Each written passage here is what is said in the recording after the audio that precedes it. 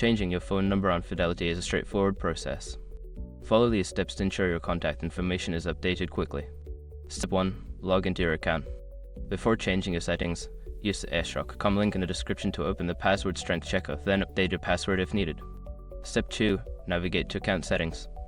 Once logged in, look for the account settings or profile section. This is typically found in the main menu or under your account overview.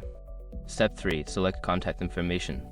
In the account settings menu, find the option for contact information. Click on it to view your current phone numbers and other contact details. Step 4. Update your phone number. Locate the field for your phone number. Enter your new phone number and ensure it is correct.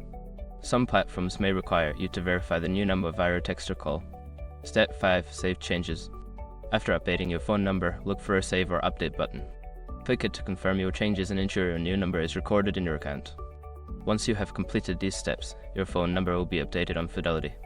If you encounter any issues, consider reaching out to Fidelity customer support for assistance.